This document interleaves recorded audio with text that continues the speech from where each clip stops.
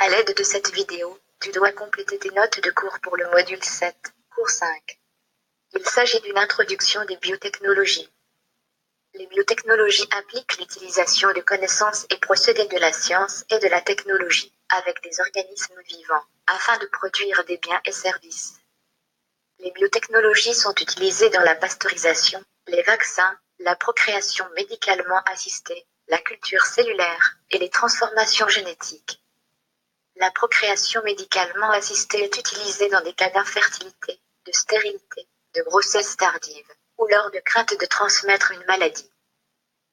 L'infertilité est l'incapacité de concevoir un enfant après un an de rapport sexuel, alors que la stérilité est l'incapacité permanente d'avoir un enfant. La procréation médicalement assistée est donc l'ensemble des procédés médicaux favorisant la fécondation.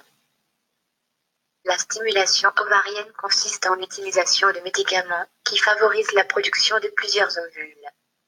L'insémination artificielle est le dépôt du sperme traité du conjoint ou d'un donneur dans l'utérus de la femme pendant l'ovulation. L'insémination peut être utilisée pour la reproduction animale, répondre à la fertilité chez l'humain, ou pour la conservation du patrimoine génétique. La fécondation in vitro est la fécondation de l'ovule par un spermatozoïde dans une éprouvette. L'injection intracytoplasmique est l'injection d'un seul spermatozoïde sélectionné dans l'ovule. La culture cellulaire vise la croissance et la multiplication des cellules ex vivo, en dehors de leur organisme d'origine. Elle permet de mieux comprendre le fonctionnement des bactéries, des levures et d'autres cellules, de produire des vaccins, de tester des médicaments ou des produits chimiques, de faire la fécondation in vitro, de cultiver des tissus, ou pour les grands brûlés ou sans pour transfusion. Dans la culture cellulaire, une cellule mère est une cellule qui donne naissance à d'autres cellules, et peut provenir d'organismes unicellulaires, comme des bactéries ou des levures, d'organismes pluricellulaires, comme des animaux ou des plantes, de tissus humains, ou sans du cordon ombilical. La stérilité est essentielle, il s'agit de l'absence de micro-organismes pouvant contaminer la culture. Le milieu de culture est l'endroit où les cellules sont cultivées. Par exemple, un flacon de verre ou de plastique, un tube ou une plaque contenant plusieurs puits. Afin d'assurer la conservation des cellules cultivées, il faut les maintenir en culture, réfrigérer à 4 degrés Celsius pour ralentir la division cellulaire, congeler à moins 80 degrés Celsius pour arrêter la division cellulaire, congeler à moins 196 degrés Celsius. C'est la cryogénisation. D'importantes normes éthiques doivent être respectées lors de la culture cellulaire.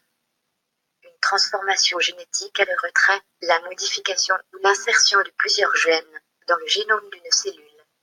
Les inconvénients sont la contamination des espèces naturelles, l'envahissement des espèces modifiées, la modification du sol.